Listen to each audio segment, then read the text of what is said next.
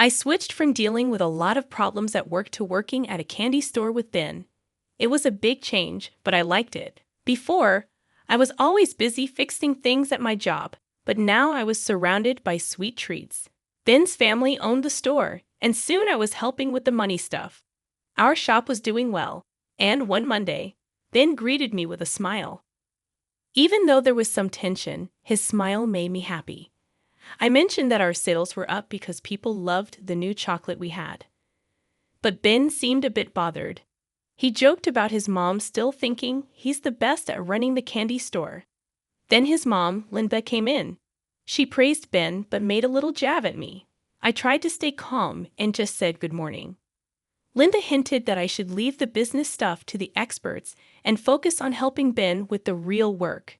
Before things could get too tense, Ben defended me and said we were doing great. Because she's good at business, he said, slipping an arm around me to show he had my back. Linda didn't seem convinced, but she left us alone after saying as long as Ben was happy. That's what mattered. Ben apologized quietly for his mom's behavior.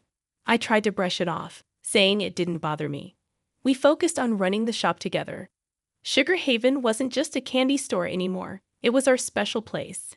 But then things started to go wrong. Deliveries came more often, but they weren't candy. They were expensive things that made me worry about our finances. One evening, I found Ben opening a fancy new phone he'd ordered. I asked him if it was really necessary, considering other things we needed for the shop. But he shrugged it off, saying we deserved nice things too. It wasn't just the phone. Linda was also spending a lot, showing off new clothes all the time as if the store was her own personal runway. Look at this dress, Anna, isn't it lovely? Linda twirled around in a floral dress that seemed way too expensive for our budget. It's nice, I said, trying to sound indifferent. But shouldn't we save up to fix the sign outside? Linda brushed off my concern, patting Ben's cheek. Nonsense, the store is doing great, Benjamin, tell her. Ben, who was only half paying attention, agreed with his mom. Yeah, we're doing fine, Anna, don't worry. But worrying was exactly what I did. Every time I checked our finances, I saw the numbers didn't add up. Doing great wasn't the term I'd use when our profits were being eaten up by personal spending. I'm just saying we should be cautious. I brought it up again later that week as we looked at our finances. Maybe we should set a budget for personal expenses. Ben looked at me like I'd suggested something absurd. A budget? Come on, Anna, we're not that bad, and it's not like you to be stingy. That word stung. I wasn't being stingy. I was being sensible. It's not about being stingy, Ben. It's about being smart.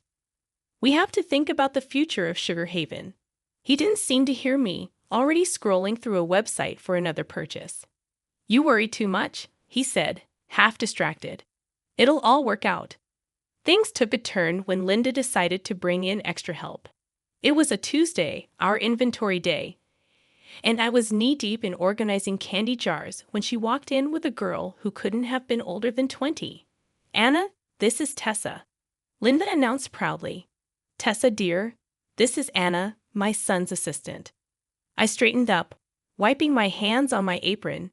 Nice to meet you, Tessa, but I'm actually the co-manager here. Tessa smiled, but it didn't quite reach her eyes. I've heard a lot about you. I'm really excited to be part of the team. I glanced at Linda, whose smug look told me she hadn't consulted Ben about this new hire. What exactly will Tessa be assisting with? I asked, trying to keep my tone friendly. Oh, she's going to help out with the business side of things. You can only do so much after all, Linda said, dismissing my concerns with a glance at my inventory list. I nodded, still confused. All right, well, we have a system here, so I'll have to bring her up to speed. It didn't take long for me to realize that Tessa's idea of helping out involved more hovering than actual work, and when I saw the salary Linda had set for her, I was shocked. Ben, can we talk? I cornered him later that day in the office. Sure, what's up? He asked, not looking up from his computer. It's about Tessa. Her salary is? It's more than what we can afford for the role she's in. Then finally looked up, his brow furrowing. Mom said it was fine. She thinks Tessa's going to bring a lot to the table. I sighed, feeling like I was talking to a wall. But we agreed to discuss new hires together, especially when it comes to how much we're paying them. He shrugged, that annoyingly dismissive gesture becoming more frequent. What's done is done. Mom has a good feeling about her. I had to bite back a retort. Good feelings didn't balance books. I left the office feeling like I was the only one seeing the red flags, while Ben and his mother were content to parade around with blindfolds on. I've always been someone who double checks, maybe even triple checks, especially when it comes to numbers. So when I found an envelope stuffed in the back of a filing cabinet while looking for a misplaced invoice, my first thought was that it was just another forgotten bill. But as I went through the papers, my heart started racing. Not from excitement, but from cold dread. It was a loan document with Sugar Haven listed as collateral, and the amount was far more than reasonable for our small shop. Ben, I said, walking into his cluttered office with the papers in hand. What is this? He glanced up, and I saw guilt flicker in his eyes, the first sign of it I'd seen in months. Oh, that? It's nothing. Just a small loan I took out to cover, store improvements. Store improvements? I echoed, incredulous. This amount could renovate the store 5 times over. What did you really use it for? There was a pause, and I could tell he was choosing his words carefully. Okay, look, he started. I might have used some of it for the house. The one I've been working on for us. For us, I repeated sharply, disbelief in my voice. Or for your gadgets and whatever else you've been blowing money on? He stood up, his chair scraping back, a sound that grated on my patience. It's not like that, Anna. You don't understand. This is all going to pay off in the end. No, Ben, taking out a loan against the store without telling me, that's what I don't understand. How could you be so reckless? Before he could answer, Linda bustled in, her nose wrinkling as she saw the papers in my hand. What's all this about? She demanded. Ben tried to explain, but I cut him off, thrusting the loan papers at her. Did you know about this? She barely glanced at the documents before waving them off. Of course I did. Ben's just doing what's necessary for our future. And who are you to question him? You're just the help after all. The words stung, but they also ignited something inside me. Just the help? I said, my voice low but firm. I've been keeping the store afloat while you two have been treating it like your personal bank account. What's ungrateful is not recognizing the hard work someone's been putting into this business. What's foolish is risking everything for a house that we don't even need. I waited for them to say something, to defend themselves, but all they did was stare at me, caught in the act. I left the room then, the documents clutched in my hand like a verdict yet to be delivered. The kitchen table was never meant for business meetings, but that day it was surrounded by solemn faces, as if we were about to discuss matters of state instead of the confectionery. Ben cleared his throat, his eyes not quite meeting mine. We need to talk about the store's future. I sat down, folding my hands on the table. We already did that when I found the loan documents, I said firmly. Linda huffed from across the table, her arms crossed. We need to be realistic, Anna. The store isn't pulling in enough to cover the debts. We have to find money somewhere. There it was, the we that really meant me. I kept my voice steady. What do you suggest? Her eyes gleamed with a cold calculation. You have that inheritance from your parents. It could cover the debts and get the store back on its feet. I felt like I was listening to a stranger, not the woman whose son I had married. You want me to use my parents' money? The money they left for me, for my future? Ben finally spoke up. It's not like you're doing anything else with it. That money was meant for me, for my security, I said, disbelief clear in my voice. And what about our security? Linda shot back. You're part of this family now, aren't you? I looked between them, my heart sinking. I am, but it seems you only remember that when you need something from me. Ben shifted uncomfortably. It's not like that, but we're drowning here, Anna. So you expect me to just hand over my future, just like that? I asked. Linda leaned forward. If you care about this family, yes. I thought of the sacrifices I had made for the store, the long hours, the sleepless nights. If I do this, if I invest my inheritance, I want a third of the store. I want to be an official co-owner. The room fell silent. Then Linda laughed, a harsh sound that bounced off the walls. You, a co-owner. Don't be ridiculous. You're not business material. I stood up, my chair scraping loudly against the floor. Then you find another way to cover your debts, because my inheritance is not your emergency fund. Ben's face was unreadable, but Linda's was red with anger. You'd let this family business go under? I've tried to save it, I said, my voice quiet but firm. But I won't set myself on fire to keep you warm. I wasn't one for late-night visits to the shop, but something in my gut told me to go to Sugar Haven that evening. The place was dark, as expected, but the faint glow of a light from the back office wasn't. I pushed the door open, the familiar tinkle of the bell sounding almost ominous in the silence.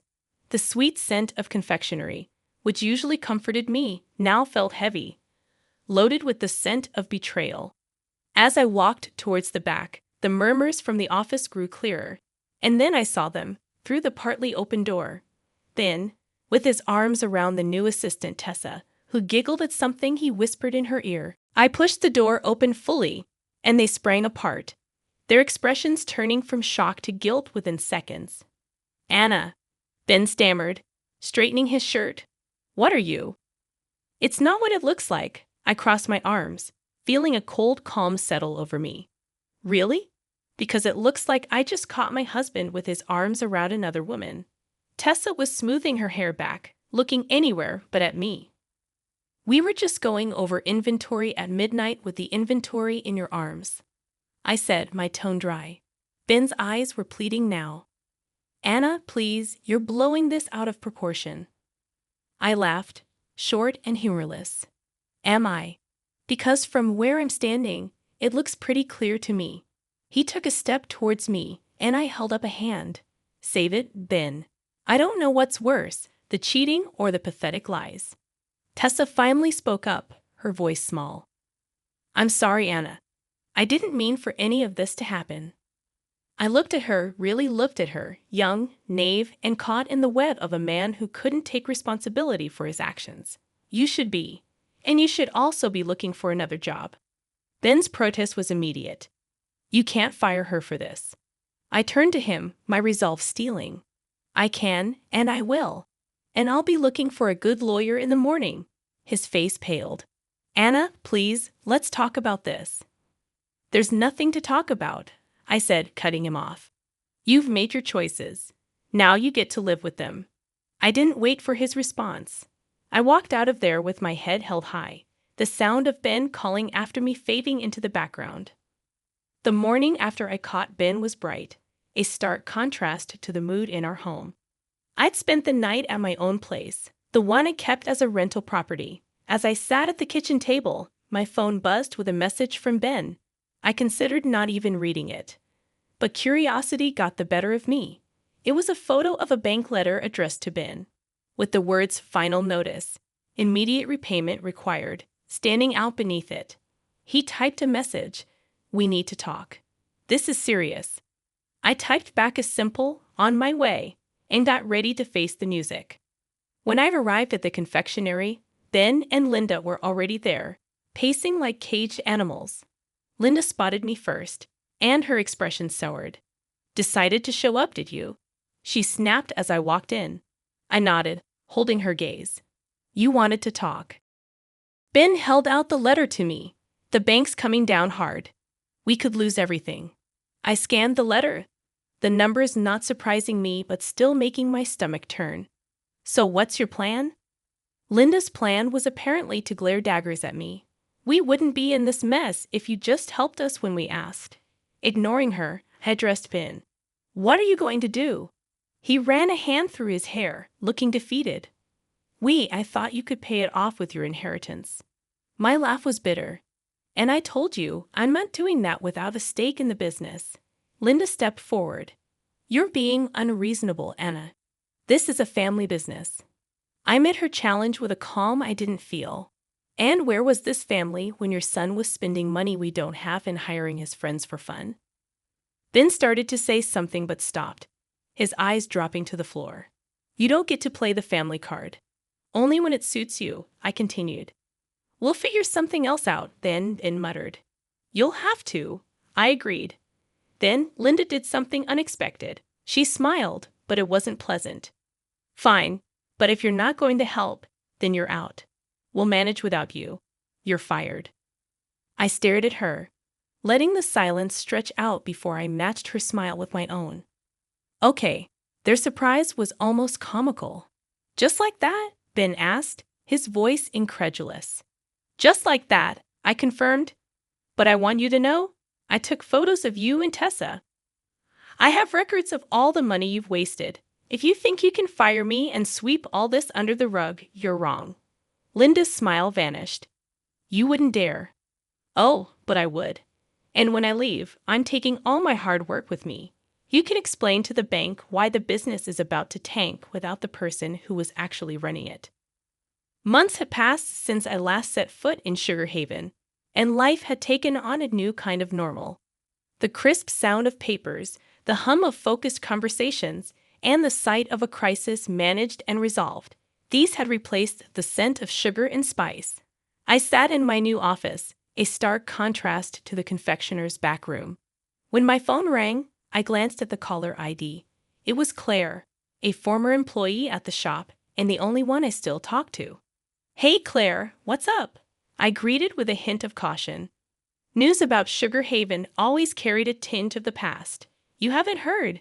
Claire's voice was a mix of pity and discomfort. The shop, they closed down last week. The bank foreclosed on them, and the house too. I leaned back in my chair, a weight lifting off my shoulders that I hadn't realized was there. I see, and Ben and his mother. There was a pause. They're not doing great. Rumor has it they moved in with his aunt. No one's seen them much. I sighed, not quite sure how to feel. Thanks for letting me know, Claire. She hesitated before adding, Anna, everyone knows you were the heart of that place. It was never the same after you left. A small, sad smile touched my lips. I appreciate you saying that. How about you? Found a new job yet? Yeah, I'm working at a bakery downtown. It's not Sugar Haven, but it's a start. That's great to hear. You always had a talent for baking. I'm sure you'll do well there. We chatted for a few more minutes before saying goodbye. I hung up and looked out the window at the bustling street below.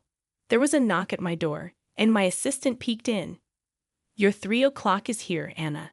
Thanks. Send them in? I responded, shaking off the remnants of nostalgia. The clients came in, a husband and wife team, looking worried about their own business. I stood to greet them, ready to dive into another challenge. We've heard great things about you, Anna, the wife said as we sat down. They say you're the best crisis manager in town.